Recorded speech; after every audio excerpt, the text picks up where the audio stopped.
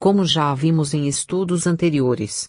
Quando os homens primitivos encontravam nas selvas os fantasmas de seus antepassados, não estavam sonhando, nem sofrendo alucinações, e muito menos formulando abstrações que suas mentes rudimentares ainda não comportavam.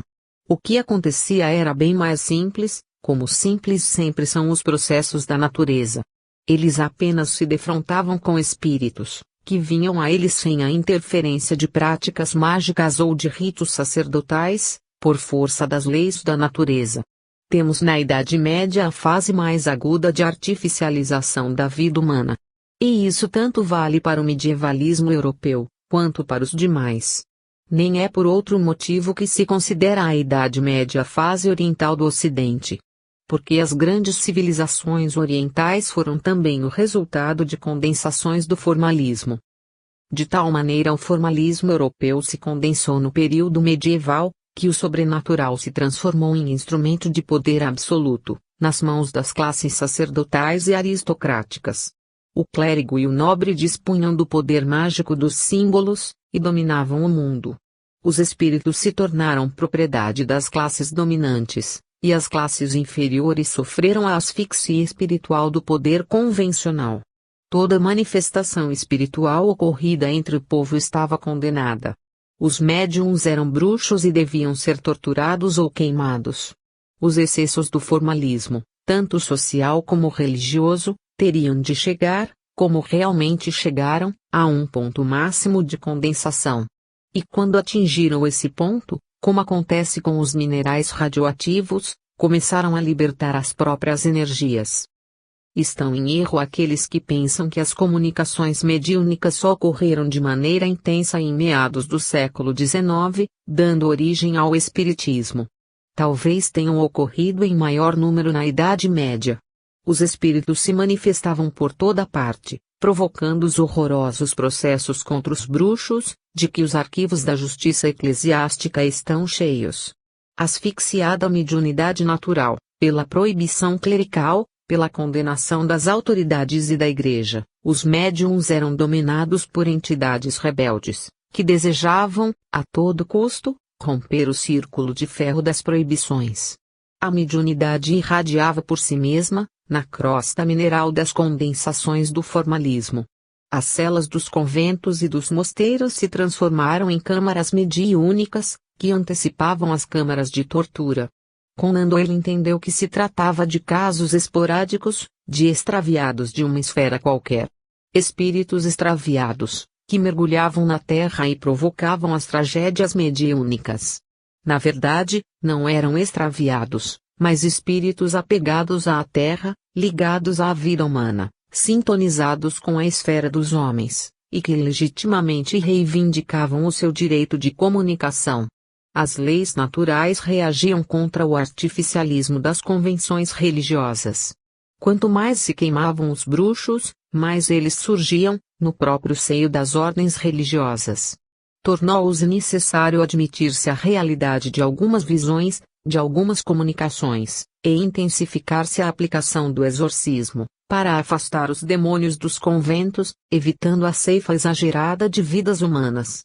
Mas isso não impediu que os demônios intensificassem suas manifestações, ostensivas ou ocultas, gerando as numerosas formas de heresias que a Inquisição teve de liquidar a ferro e fogo, num desmentido flagrante aos ensinos cristãos de fraternidade universal.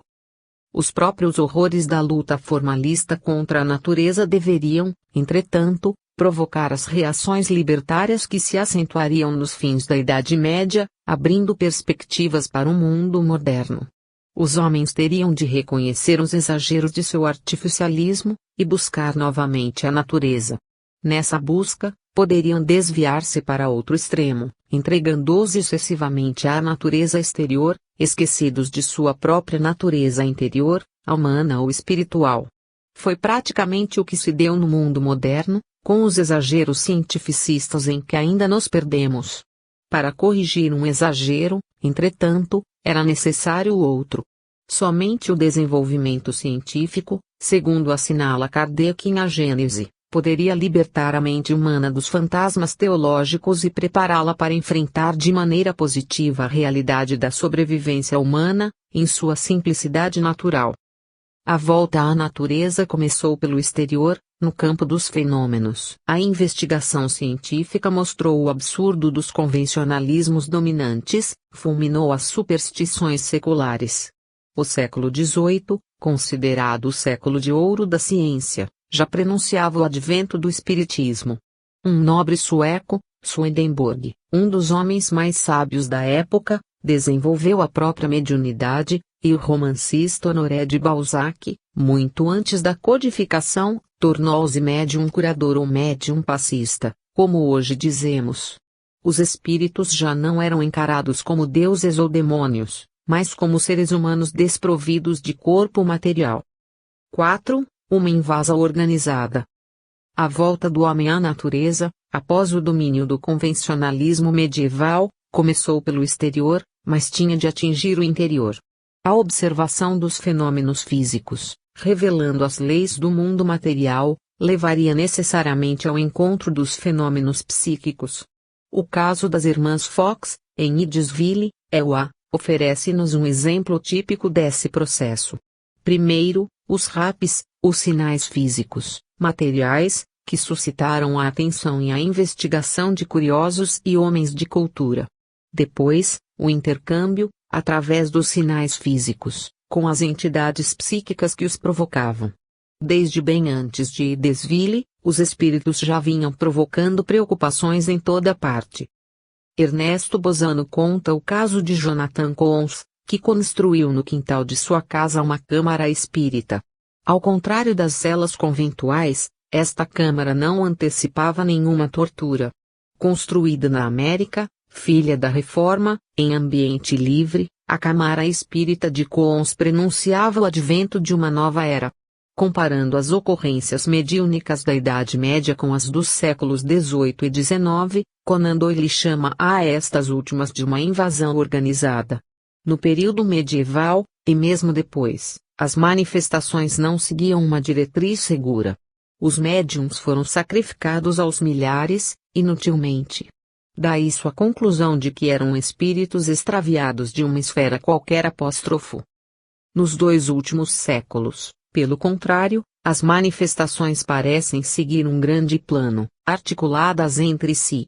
De Swedenborg, cuja mediunidade se desenvolve em 1744, a Edward Irving, o pastor escocês, em cuja igreja se verifica, em 1831, um surto alarmante do dom de línguas, até o episódio curioso dos Chaquês, na Califórnia, em 1837, e depois o caso de Idesville, a toda uma sequência de manifestações, que prepararam o advento do espiritismo.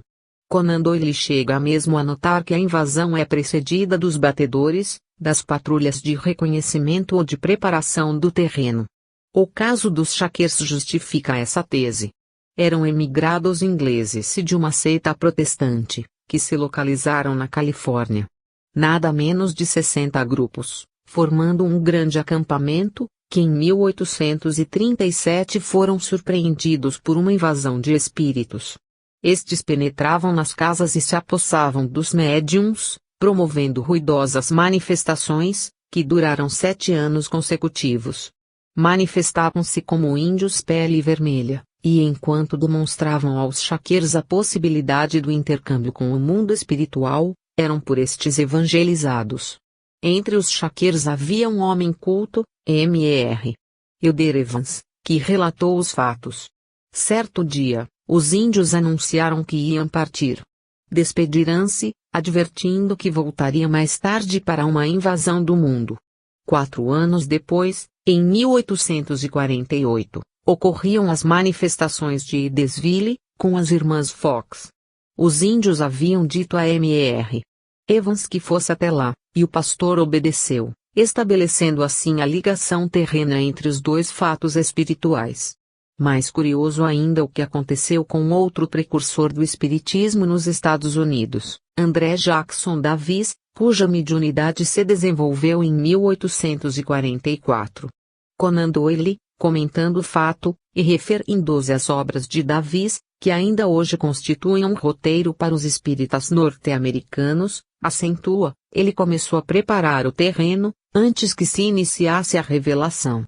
A 31 de março de 1848, Davis escreveu no seu diário, esta madrugada um sopro quente passou pela minha face e ouvi uma voz suave e forte dizer, irmão, um bom trabalho foi começado. Olha, surgiu uma demonstração viva, fiquei pensando o que queria dizer essa mensagem. Ora, exatamente nessa madrugada começavam os fenômenos da casa da família Fox, com as filhas do metodista John Fox, que marcariam o início das investigações espíritas no mundo. Como se vê, a tese da invasão organizada não é gratuita. Tem bom fundamento histórico, e poderíamos dizer, bom fundamento profético, ou mediúnico.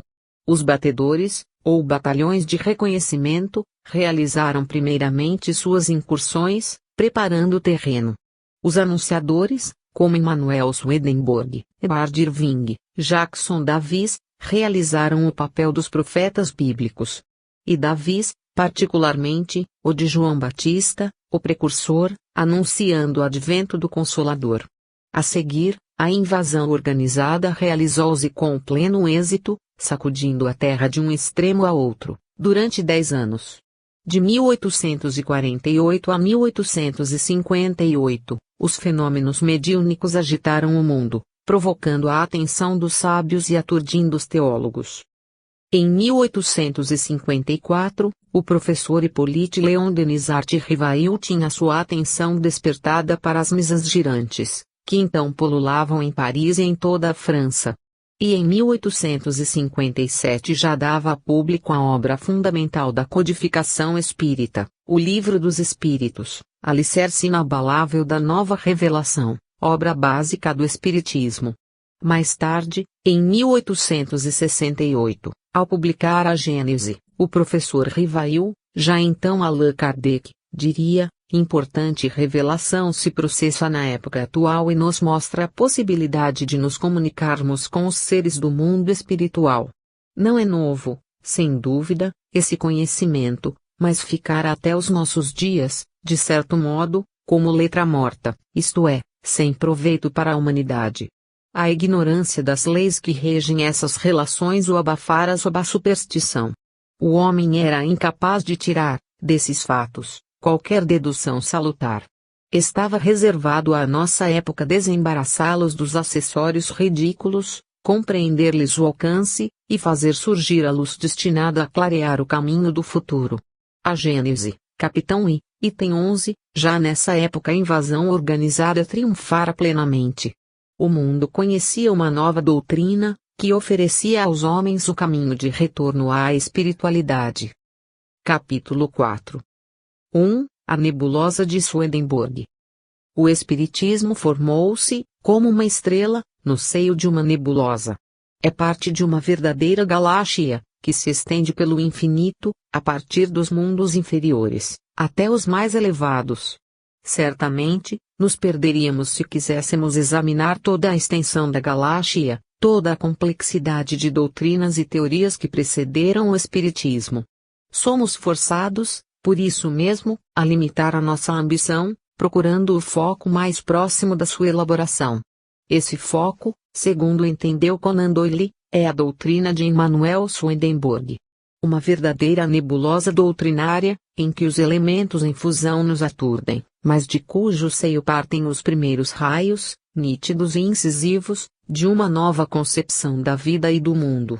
Ao tratar dos fatos que provocaram o desencadear do movimento espírita, Conan Doyle referiu-se aos batedores ou às patrulhas de vanguarda, que prepararam o terreno para a invasão espiritual organizada do nosso mundo. Do ponto de vista doutrinário, encontramos também os batedores ou preparadores do terreno. O primeiro deles, que realmente se abalança a elaborar uma doutrina, estribado em sua fabulosa cultura e sua poderosa inteligência, é Swedenborg.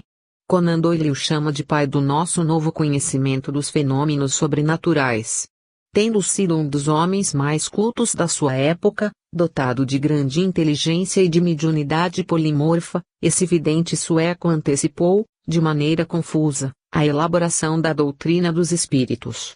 Ao contrário de Kardec, que começou pela observação científica dos fenômenos mediúnicos, Swedenborg se inicia como um antigo profeta, recebendo uma revelação divina. Foi em abril de 1744, em Londres, que a revelação se verificou. Não obstante a natureza física do primeiro fenômeno por ele descrito, com evidente emanação de ectoplasma, não foi esse aspecto que lhe interessou.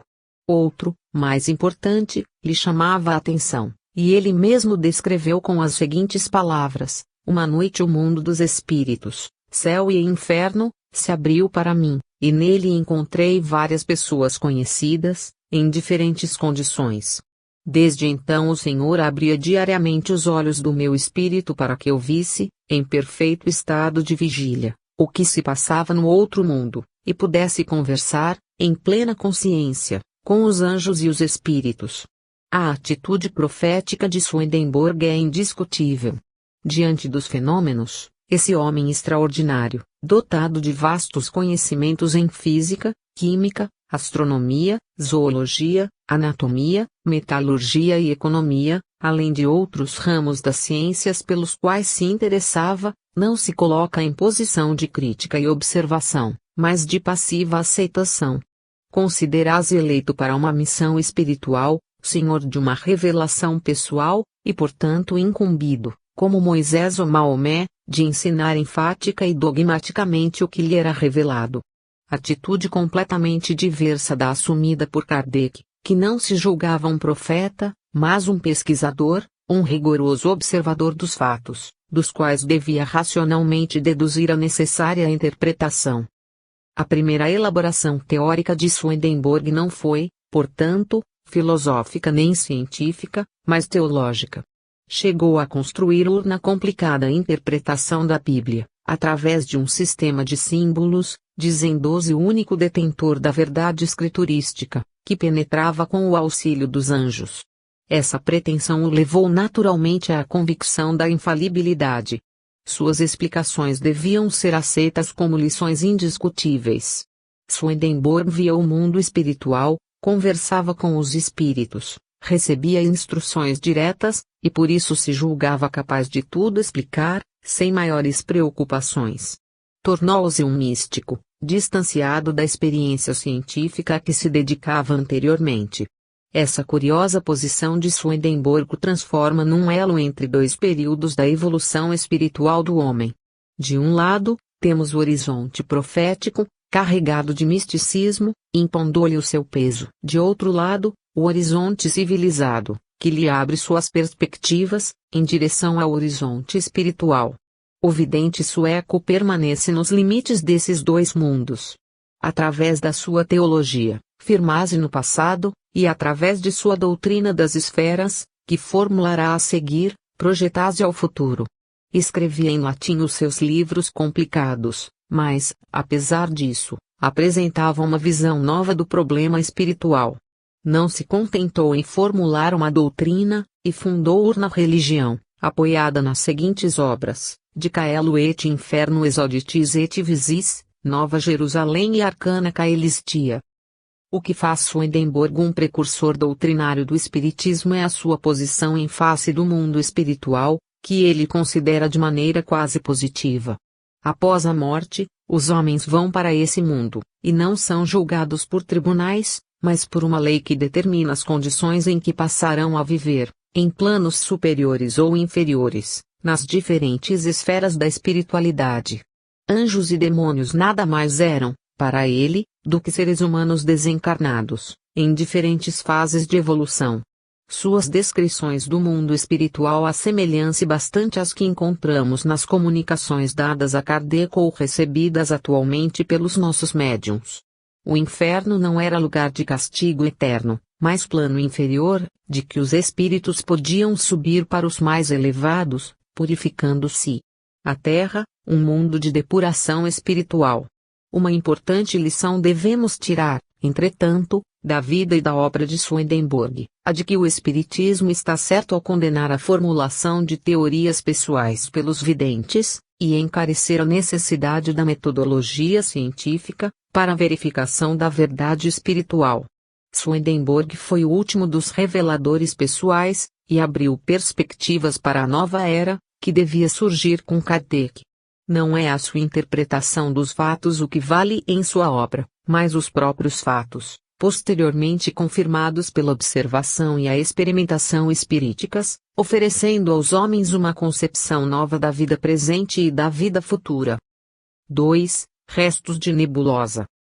Considerando a doutrina de Swedenborg como uma nebulosa, na qual encontramos a solidificação de um pequeno núcleo, que pode ser tomado como uma antecipação da doutrina dos espíritos, não devemos esquecer-nos de que aquela nebulosa fazia parte de um vasto sistema, de toda uma galáxia. Podemos dizer que na imensa galáxia das doutrinas espiritualistas, que se estendem ao longo da evolução espiritual do homem, a nebulosa de Swedenborg marca o primeiro momento da condensação, para que possa formar-se a estrela do espiritismo, no mundo moderno. Formada a estrela, entretanto, a nebulosa não desaparece. Continuam no espaço os seus restos, muitas vezes empanando o próprio brilho da estrela nascente. Ninguém explicou melhor esse processo do que Allan Kardec, no primeiro tópico da introdução ao estudo da doutrina espírita, ao lançar a palavra espiritismo, como neologismo francês que passaria a designar a nova concepção do mundo.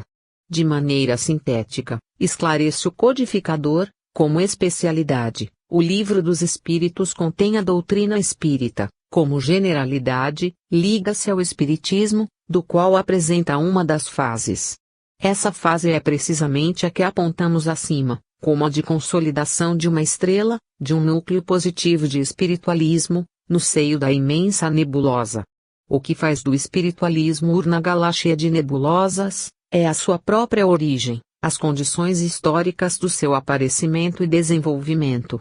Do homem primitivo ao homem civilizado há toda uma gradação intelectual, moral e psíquica, assinalando sucessivos aumentos de capacidade de compreensão do espírito humano. As doutrinas espiritualistas, indispensáveis à evolução espiritual, e formando, mesmo, parte dessa evolução, apresentam as características dos diversos períodos em que surgiram. Quanto mais próximas do mundo primitivo, mais confusas, carregadas de animismo, fetichismo e magia. Quanto mais aproximadas do mundo civilizado, avançando para o horizonte espiritual, mais racionalizadas, com disciplinação racional dos próprios resíduos mágicos. As mais vigorosas dessas doutrinas são as que provêm do horizonte profético, ligadas ao processo das profecias ou revelações pessoais, e que resultaram nas chamadas religiões positivas do horizonte civilizado.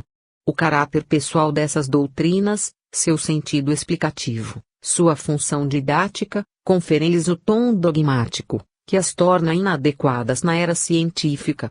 Essa inadequação ocasionou o desprestígio do espiritualismo, que o progresso das ciências relegou ao plano das superstições. Diante da clareza e distinção cartesianas das ciências, a confusão e o dogmatismo das religiões e das doutrinas ocultistas, bem como as suas cargas hereditárias de fetichismo e magia, tornavam o espiritualismo, perante as elites culturais, um simples amontoado de resíduos primitivos. O espiritismo representa o momento em que o espiritualismo, superando as fases mágicas do seu desenvolvimento, atinge o plano da razão, define-se num esquema cartesiano de ideias claras e distintas. É a isso que chamamos a estrela que saiu da nebulosa. Kardec explica, em A Gênese, que o espiritismo tem, por objeto especial, o conhecimento das leis do princípio espiritual. E acrescenta, como meio de elaboração, o espiritismo se utiliza, como as ciências positivas, do método experimental. Essa atitude permitiu-lhe, ainda segundo expressões do codificador, enfrentar o materialismo no seu próprio terreno e com as suas mesmas armas. Foi, portanto, o espiritismo, como doutrina moderna e de espírito eminentemente científico, o processo de restauração do prestígio perdido do espiritualismo, diante do avanço das ciências. Poucos adeptos do espiritismo, ainda hoje, apesar dos ensinos, das explicações e das advertências de Kardec a respeito, compreendem essa posição da doutrina. Por isso, muitos adeptos se deixam empolgar pelos restos de nebulosa que ainda procuram empanar o brilho da doutrina, através de comunicações mediúnicas de teor profético, muitas vezes tipicamente apocalíptico, que surgem a todo instante no movimento doutrinário. É natural o aparecimento constante e insistente dessas pretensas reformulações doutrinárias. Elas correspondem à permanência, determinada pela lei de inércia, de mentes encarnadas e desencarnadas, no plano do pensamento mágico do passado. Essas mentes se sintonizam no processo de comunicação mediúnica, repetindo inadequadamente, em nossa época, os processos reveladores do horizonte profético. As verdades novas que essas comunicações mirabolantes pretendem transmitir são aquelas mesmas afirmações dogmáticas que causaram o desprestígio do espiritualismo no passado. Nada tem de novo, portanto. Pelo contrário, carregam apenas o ranço do antigo profetismo, carregado de magia e misticismo. De certa maneira, e às vezes, mesmo, de maneira direta, são resíduos da nebulosa de Swedenborg, ainda capazes de fascinar os adeptos que não se contentam com a chamada frieza científica do espiritismo. Seria bom lembrarmos a esses adeptos que essa frieza não é suficientemente fria para ser aprovada pelos cientistas, que não se cansam de condenar a crendice e o religiosismo da ciência espírita. Como se vê, essa ambivalência da posição doutrinária, acusada ao mesmo tempo pelo passado e pelo presente, confirma a sua natureza de marco divisório na evolução do espiritualismo e de momento de síntese no processo do conhecimento. Como estrela que surgiu da nebulosa, o espiritismo não pode conter os elementos infusos daquela. Atentemos para estas palavras de Kardec, ainda do primeiro capítulo de A Gênese, para compreendermos melhor a natureza do espiritismo. Fatos novos se apresentam, que não podem ser explicados pelas leis conhecidas. Ele os observa, compara, analisa, e, remontando dos efeitos às causas, chega à lei que os rege, depois, deduz as suas consequências e busca as suas aplicações úteis. Meditando sobre estas palavras, o estudante compreenderá a razão por que o espiritismo não pode endossar as comunicações mirabolantes, que o fariam retroceder ao seio da nebulosa, tirando-lhe a força e o prestígio que o sustentam no mundo atual, como um reduto espiritualista que desafia e repele o materialismo, no mesmo terreno em que este opera, e com as suas próprias armas. 3. O precursor americano.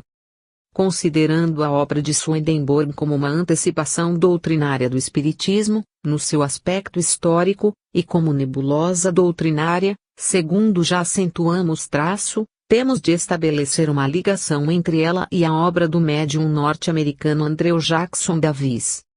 Enquanto Swedenborg era um sábio, Davis era semi-analfabeto, e além do mais, fraco de corpo e mentalmente pobre, como assinala Conan Doyle.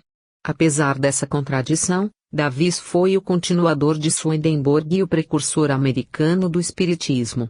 E esse fato é tanto mais importante, exatamente pela contradição que encerra. Ela demonstra, com absoluta clareza, que o espírito domina a matéria, e que o próprio conceito científico de paralelismo psicofisiológico fica abalado, diante do impacto das manifestações espíritas. Andrew Jackson Davis está distanciado de Immanuel Swedenborg não apenas no espaço e no plano mental. Há entre eles a distância exata de um século, e além dessa distância temporal, também a que já assinalamos no plano da cultura intelectual. Em relação ao tempo, há esta curiosidade a anotar: Swedenborg desenvolve seus poderes mediúnicos em abril de 1744, e Davis em março de 1844. De um a outro, saltamos exatamente de meados do século XVIII a meados do XIX. Mas não damos o salto sozinhos, porque o espírito de Swedenborg nos acompanha. Realmente, na tarde de 6 de março de 1844, Davis é arrebatado, em estado de transe mediúnico, para as montanhas de Catskill, a cerca de 40 milhas de sua casa, na cidadezinha de Poughkeepsie, para receber instruções espirituais. Quem são os instrutores? Um deles é Galeno, o médico grego, e o outro é Swedenborg, segundo declara Davis em sua autobiografia. Como vemos, um curioso episódio, que repete na América o encontro do Messias, no Tabor, com os espíritos de Elias e Moisés. Mas Davis não está ligado apenas a Swedenborg. Ele se apresenta, na história do Espiritismo, como um poderoso elo mediúnico, que sustenta a unidade do processo doutrinário. No passado, ele se liga com o vidente sueco, mas no futuro vai ligar-se com as irmãs Fox e Kardec. 4 anos depois do encontro com Swedenborg, vemo-lo escrever no seu diário as anotações referentes à voz que lhe anuncia os fatos de Desville. Ora, como estes fatos se ligam diretamente ao trabalho de Kardec, Davis também se liga a esse trabalho.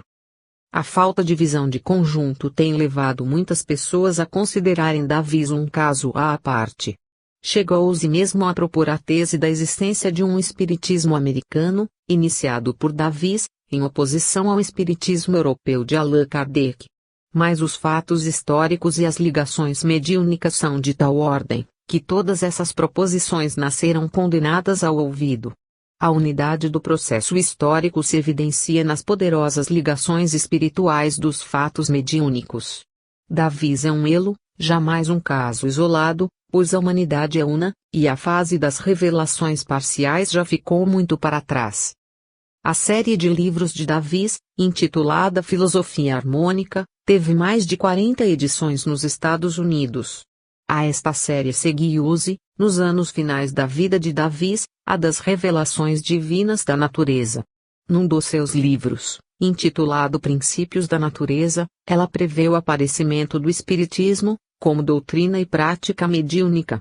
Depois de acentuar que as comunicações espirituais se generalizarão, declara, não decorrerá muito tempo para que essa verdade seja demonstrada de maneira viva.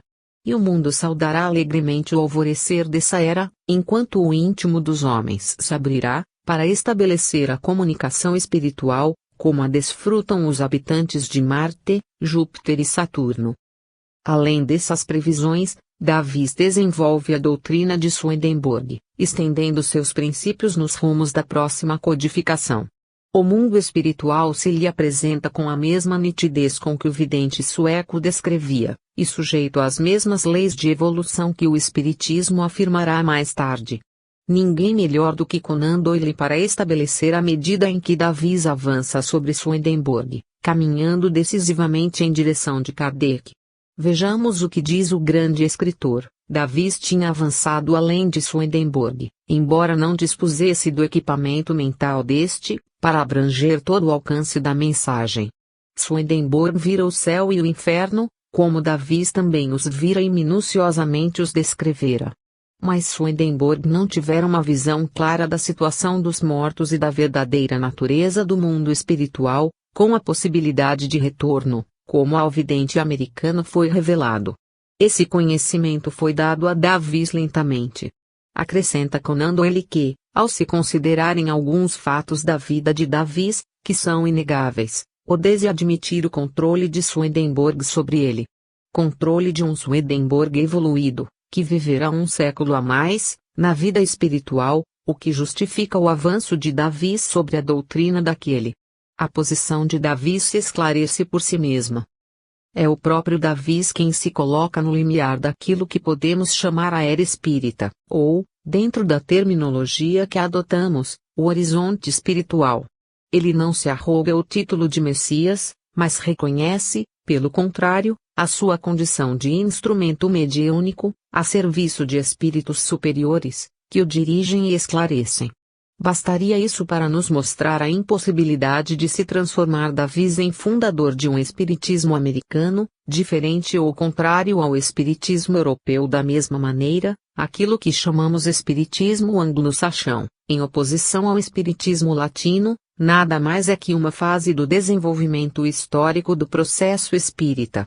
Esse imenso processo abrange todo o mundo civilizado, mas tem suas raízes nos mais remotos períodos da vida pré-civilizada ou pré-histórica. Na verdade, portanto, abrange a toda a vida humana na Terra, desde os seus primórdios. A revelação espírita, como afirmou Kardec, é progressiva.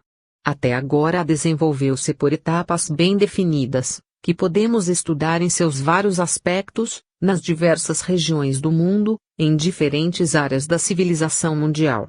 Daqui para diante, essas etapas tendem a fundir-se num todo.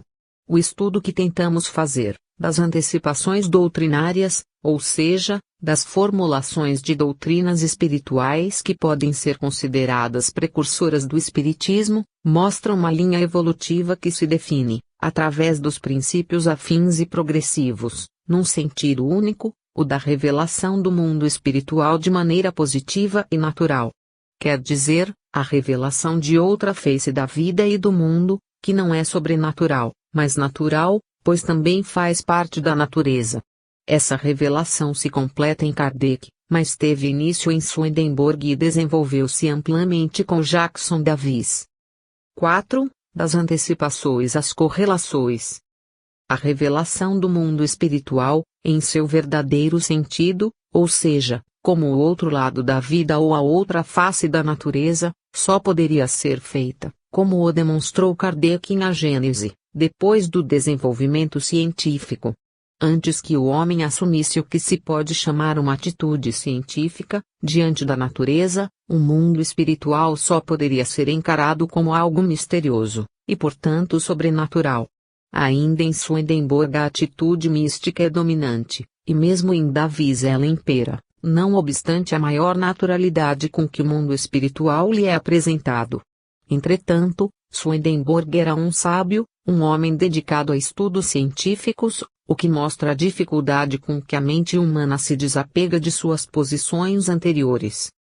Da ciência de Swedenborg, ainda cercada de grandes zonas de mistério, o mundo teria de avançar mais de um século, para atingir o clima científico necessário ao advento do Espiritismo. Assim como a aparição de Elias e Moisés a Jesus, no Tabor, tem um sentido alegórico, ligando o Messias ao horizonte profético e à lei, ou revelação israelita, assim também a aparição de Galeno e Swedenborg a Jackson Davis, nas montanhas de Catskill, pode ser interpretada como uma alegoria. Claudius Galeno, médico e filósofo do século II d.C., é um representante da ciência antiga, e seu nome se tornou sinônimo da palavra médico. Swedenborg, como já vimos, apresenta-se como um profeta moderno, anunciando uma renascença profética através da prática mediúnica, já agora esclarecida. Ambos transmitem a Davis a ciência e a profecia, preparando-o como o precursor daquele que virá realizar a síntese das duas formas de conhecimento, a científica e a profética, ao codificar o espiritismo. A alegoria moderna de Catskill assemelha-se, portanto, em sua significação espiritual e em suas consequências históricas, à alegoria evangélica do Tabor. Ambas anunciam, de maneira semelhante, mas cada qual em sua época e através de seus elementos próprios, o advento de dois novos mundos, o cristão e o espírita.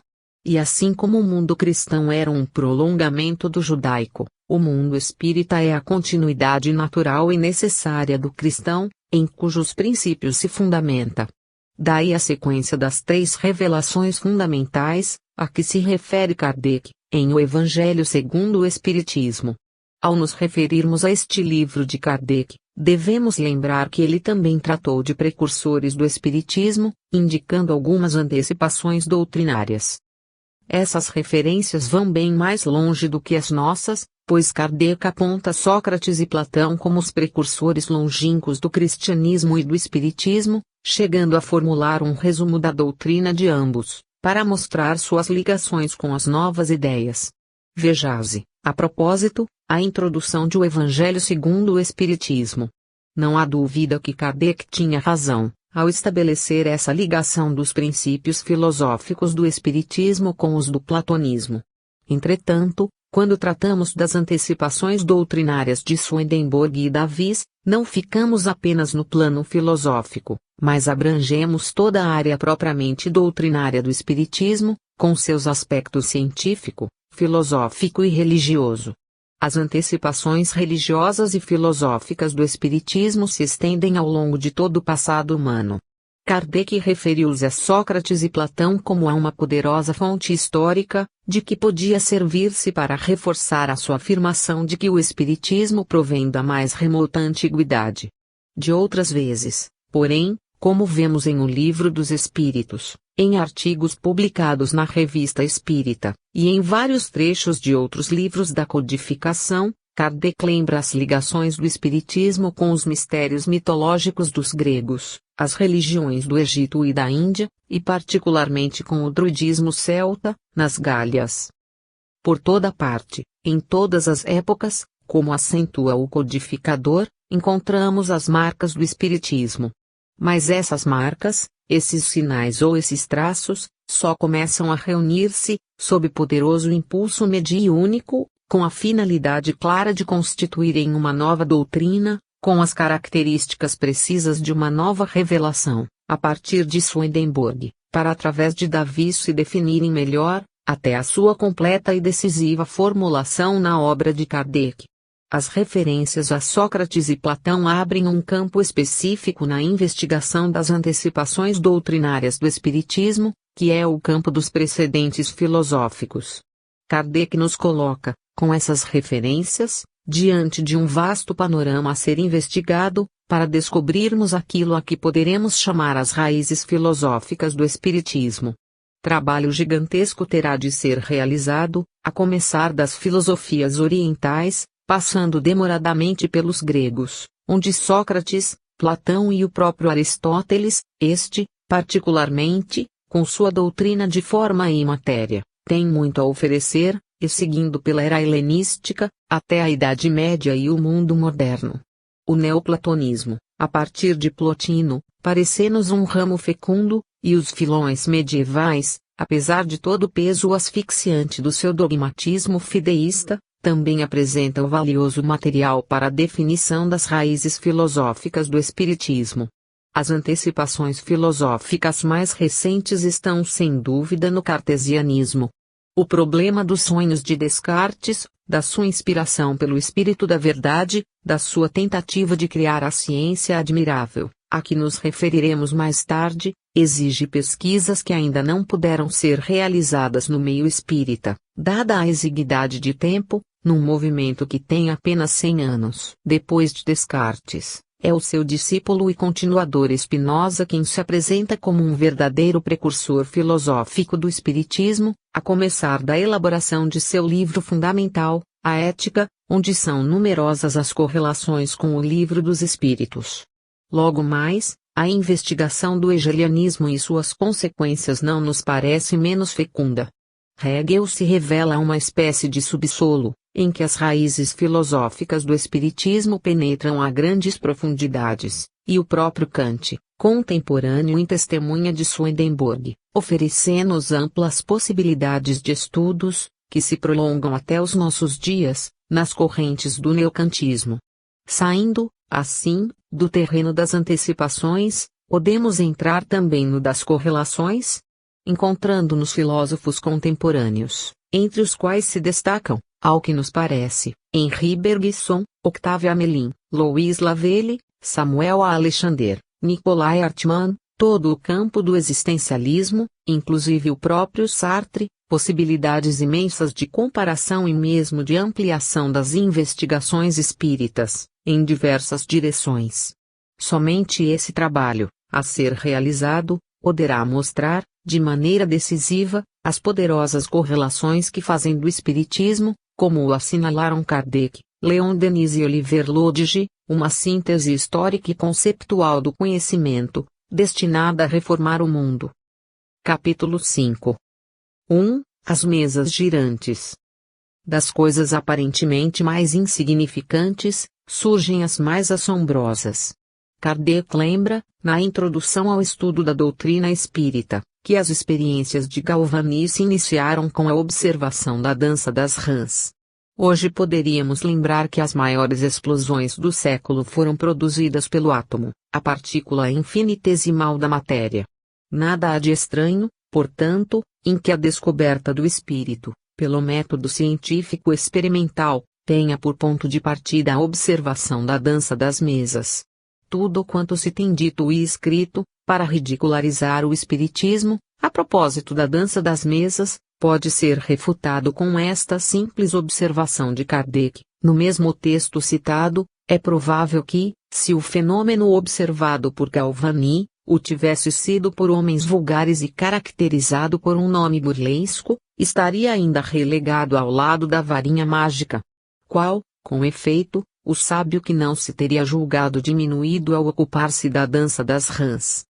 O professor Hippolyte Léon Denisart Rivail interessou-se pelas mesas girantes em 1854, quando um seu amigo, o Sr. Fortier, lhe falou a respeito. O professor Rivail contava então 50 anos de idade. Era um conhecido autor de obras didáticas, adotadas nas escolas francesas, membro da Academia Real de Arras, discípulo de Pestalozzi e propagandista dos princípios pedagógicos do mestre, professor no Liceu Polimático, autor de uma gramática francesa e de um manual de preparação para os cursos científicos da Sorbonne. Homem de cultura ampla e sólida, dedicado aos estudos positivos, e não, como querem fazer crer os adversários do espiritismo, um místico de pretensões messiânicas. Muito longe estava disso o professor Rivail. E tanto assim que, quando o Sr. Fortier lhe afirmou que as mesas girantes falavam, sua resposta foi a seguinte: só acreditarei ao vê-lo, e quando me provarem que uma mesa tem cérebro para pensar, nervos para sentir, e que pode tornar-se sonambula. Até lá, permita-me não ver no caso mais do que uma história para nos fazer dormir em pé. A referência ao sonambulismo nos lembra que o professor Rivail, como seu amigo Fortier, estudava o magnetismo, a cujos estudos dedicou, aliás, numerosos anos, sempre na mais rigorosa linha de observação científica. Eu estava então na posição dos incrédulos de hoje, anotaria Kardec mais tarde, que negam, apenas por não ter visto, um fato que não compreendem. Logo mais, anotaria ainda, achava-me diante de um fato inexplicado, aparentemente contrário às leis da natureza, e que a minha razão repelia. Ainda nada a vira, nem observara. As experiências realizadas na presença de pessoas honradas, dignas de fé, confirmavam a minha opinião, quanto à possibilidade de um efeito puramente material. A ideia, porém, de uma misa falante, ainda não me entrara na mente. Como se vê, os materialistas que hoje negam os fenômenos espíritas, sem estudá-los, e querem tudo atribuir a efeitos materiais, nada fazem de novo. O próprio Kardec procedeu assim, quando esses mesmos fenômenos exigiram a sua atenção. No ano seguinte, em 1855, o Sr. Carlotti falou ao professor Rivail dos mesmos fenômenos, com grande entusiasmo. Kardec anota, a respeito, ele era corso, de temperamento ardoroso e enérgico, e eu sempre lhe apreciara as qualidades que distinguem uma grande e bela alma, porém, desconfiava da sua exaltação. Foi o primeiro a me falar da intervenção dos espíritos, e me contou tantas coisas surpreendentes que, longe de me convencer, aumentou-me as dúvidas. Um dia o senhor será dos nossos, concluiu. Não direi que não, respondi-lhe, veremos isso mais tarde. Em princípios de maio de 1855, em companhia do magnetizador Fortier, o professor Rivail dirigiu-se à casa da sonâmbula Madame Roger, onde foi convidado pelo Sr. Fortier para assistir às reuniões que se realizavam na residência da Sra. Plaine-Maison, à Rua Grange Batelière. Numa terça-feira de maio, às 20 horas, infelizmente o lugar do dia ficou em branco nas anotações, teve oportunidade de assistir a alguns ensaios, muito imperfeitos, de escrita mediúnica numa ardósia, com o auxílio de uma cesta. É o antigo processo da cesta de bico, ou seja, uma cestinha com um lápis amarrado ao lado, pendurada sobre a mesa, e em cujas bordas os médiuns colocavam as mãos, produzindo a escrita. Viu também, pela primeira vez, a dança das mesas, que descreveu nestes termos: presenciei o fenômeno das mesas, que giravam, saltavam e corriam, em condições tais que não havia lugar para qualquer dúvida. Acentuemos que esta expressão de Kardec, não havia lugar para qualquer dúvida, é de grande importância, dado o seu rigoroso critério de observação.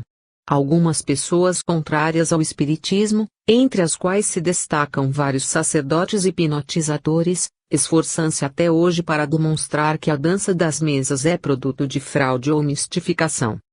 Quem tiver a oportunidade de assistir a uma experiência desse tipo, numa sala, com pessoas amigas ou insuspeitas, e elas podem ser feitas em qualquer lugar, desde que em ambiente tranquilo e sádio, verificará sem dificuldades que a fraude é impossível. A mesa se move por si, muitas vezes com violência, chegando mesmo a levitar, erguer-se no espaço, sem contato ou apenas com um leve contato das mãos. Basta que exista um médium de efeitos físicos, e que se observem as condições necessárias, deixando-se a mesa o mais livre possível do contato das pessoas, em plena luz, para que a suspeita de fraude se torne até mesmo ridícula, diante da evidência do fenômeno. As experiências mal feitas, por pessoas de boa fé, que não tomam as devidas cautelas, é que dão motivo às suspeitas, de que se servem os adversários do espiritismo. Na casa da senhora Plaine-Maison, o professor Rivail travou conhecimento com a família Baldin, e passou a frequentar as sessões semanais que o Sr. Baldin realizava em sua residência, a Rua Rocher-Ouart. As médiums eram duas meninas, filhas do dono da casa, Julia e Caroline Baldin, de 14 e 16 anos, respectivamente. As reuniões eram frívolas, e Kardec as define assim: a curiosidade e o divertimento eram os objetivos capitais de todos. O espírito que presidia os trabalhos dava o nome simbólico de Zéfiro, nome perfeitamente de acordo com o seu caráter e o da reunião, dizem as notas. Não obstante, mostrava-se bondoso e dizia-se protetor da família. Kardec acrescenta: se, com frequência, fazia rir, também sabia, quando necessário, dar conselhos ponderados e utilizar, quando havia ensejo, o epigrama, espirituoso e mordaz. O professor Rivail não comparecia às reuniões com o objetivo frívolo de divertir-se. Queria observar os fenômenos e tirar as suas deduções. Bastou a sua presença, para que o teor das reuniões se modificasse. Submetido a perguntas sérias, Zéfiro mostrou-se capaz de respondi-las, se não por si mesmo, pelo menos assessorado por outras entidades.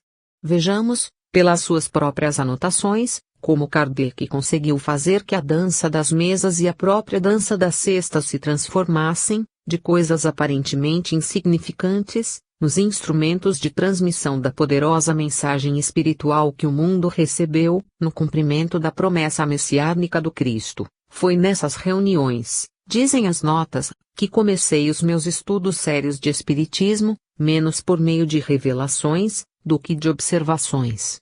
Apliquei a essa nova ciência, como fizera até então, o método experimental. Observava cuidadosamente, comparava, deduzia consequências, dos efeitos procurava remontar as causas, por dedução e pelo encadeamento lógico dos fatos, não admitindo por válida uma explicação, senão quando resolvia todas as dificuldades da questão. Foi assim que procedi sempre, em meus trabalhos anteriores, desde a idade entre 15 e 16 anos. 2. A mensagem da cesta. A revelação mosaica, lendariamente ou não, nasceu de uma cesta, a cestinha divina em que a princesa egípcia encontrou Moisés nas águas do Nilo, e a revelação cristã, das palhas de uma manjedoura. Da mesma maneira, podemos dizer que a revelação espírita nasceu da cesta de bico ou cesta escrevente. Se nos dois primeiros casos a distância não nos permite afirmar a realidade ou o sentido puramente alegórico da cesta e da manjedoura, no caso da revelação espírita não há dúvida possível. Assim, de certa maneira, a origem simbólica das revelações anteriores se confirma no simbolismo real da revelação moderna. O vime e a palha são produtos da terra, mas a cesta e a manjedoura são manufaturas. A natureza leve desses produtos vegetais dá-lhes a aparência de uma emanação, a vida que rompe a densidade material do solo, buscando a fluidez atmosférica. O trabalho de modelagem do homem é um socorro do espírito a essa matéria em ascensão. A cesta ou a manjedoura, concluídas, consubstanciam o impulso de transcendência da vida e a resposta da consciência humana a esse impulso. Estamos diante de um fetiche, de uma obra de magia, de um artefato em que se misturam as forças da terra e os poderes da mente. A impregnação espiritual da matéria pelo espírito, através do trabalho, resultando na síntese dialética do instrumento, permite a integração deste num plano superior da vida, que é o plano social. O Messias, que revela novas dimensões do processo vital, pode então apoiar-se nesse instrumento dúctil e vibrátil, para ofertar aos homens a mercê de uma nova revelação. A cesta escrevente é a mais aprimorada forma desse símbolo da transcendência. Quando as meninas Baldim punham as mãos angélicas nas suas bordas, mãos de criança, impregnadas mediunicamente pelo magnetismo espiritual traiço, a cesta escrevente ascendia ao plano da inteligência, inserindo-se na fronteira do visível com o invisível. Então, rompe-se docemente a grande barreira, para que a mensagem do espírito fluísse sobre a matéria, e as inteligências libertas pudessem confabular com as inteligências escravizadas no cérebro humano. Foi esse o mistério que o professor Rivail soube ver, com intuição plena de suas consequências, ao interpelar os espíritos nas sessões da casa do Sr. Baldim, e mais tarde na casa do Sr. Rostam, com a médium senhorita Japete. Ninguém poderia dizer melhor, de maneira mais sintética e mais profunda, o que foi esse momento, do que o próprio Kardec. Neste breve trecho de suas anotações particulares, compreendi, antes de tudo, a gravidade da exploração que ia empreender. Percebi, naqueles fenômenos, a chave do problema tão obscuro e controvertido, do passado e do futuro da humanidade, a solução que eu procurara em toda a minha vida. Era, em suma, toda uma revolução nas ideias e nas crenças. Fazia-se necessário, portanto, andar com maior circunspecção, e não levianamente, ser positivista e não idealista, para não me deixar iludir. Como se vê, a cautela do homem maduro, experiente, culto, acostumado a tratar os problemas humanos com os pés bem firmados na terra, mas de olhos atentos ao brilho do céu. Moisés havia enfrentado, na antiguidade bíblica, os problemas da mediunidade, a partir dos mistérios egípcios, levando consigo pelo deserto um grupo de médiuns, à frente dos quais se mantinha, nas ligações com o mundo espiritual. Jesus fizera o mesmo, com o seu grupo de apóstolos, chegando ao episódio das materializações do Tabor, e mais tarde das suas próprias manifestações nas reuniões apostólicas. Mas, para ambos, faltara a condição ambiente, a receptividade da mente humana para a compreensão exata do processo mediúnico. Moisés e Jesus haviam trabalhado o barro místico do mundo antigo, modelando-o, com dificuldade, na possível vasilha destinada a receber, mais tarde, o conteúdo do espírito. O professor Rivail surgia muito depois da Idade Média e da Renascença, depois do mundo moderno, no limiar do mundo contemporâneo. Tinha diante dos olhos a vasilha preparada, e ao alcance das mãos o conteúdo que a ela se destinava. Estava livre das injunções do misticismo, em plena era de razão, e podia não somente encarar, mas também e principalmente apresentar ao mundo o problema, em sua verdadeira natureza.